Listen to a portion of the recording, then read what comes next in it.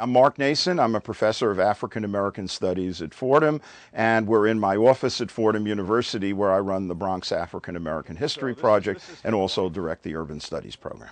I've been doing rap songs for about 7 years. It started because I got invited into Bronx schools to do lectures on Bronx history based on our research, and I found that if I did a little rapping, the students would be much more receptive to anything else I had to say. So I created this identity, Notorious PhD. I live in a neighborhood in Brooklyn, Park Slope, which has undergone a dramatic transformation since I moved there in 1976. So I've seen gentrification operate firsthand. And then in the last 5 or 6 years, I noticed there are all these new groups who are coming to the Bronx. They're West Africans, they're Mexicans, they're Dominicans, and all of them are being pushed out of neighborhoods in other parts of the city which are undergoing what happened in Park Slope. And so I began to say, well, what happens if this comes to the Bronx? Where will all these people go? This is the last place in New York City where working class and immigrant families can afford to live. So that was the genesis of this rap. You know, so the signs are there around Yankee Stadium and below, but we still have time to make sure that people here can still afford to live here.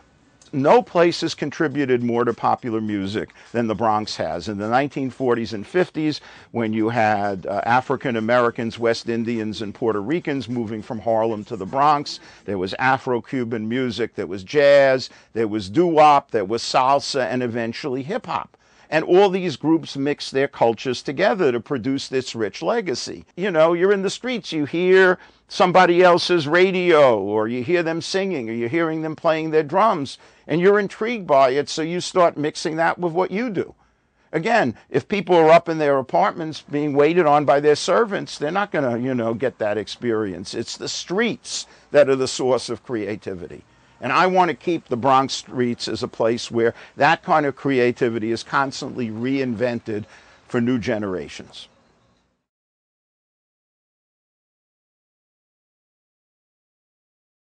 Back in the day, New York was a place where people could find affordable space. We had Patterson and Forest and Melrose, too, and 1520 Sedgwick, where hip-hop grew, but the bankers took over the Lower East Side, raising our rents and killing our pride. Park Slope came next, and Harlem, no doubt. If you didn't have money, you had to move out. Now the Bronx is the place where we're making our stand, wherever we come from. This is our land. We're from Ghana, the DR, Mexico, Virginia, Boricua, Antigua. Our spirit is in you. We drive your buses. We bring your food. We cure your illness in times bad or good. We need places to stay where our children can grow. If you keep raising rents, where will we go?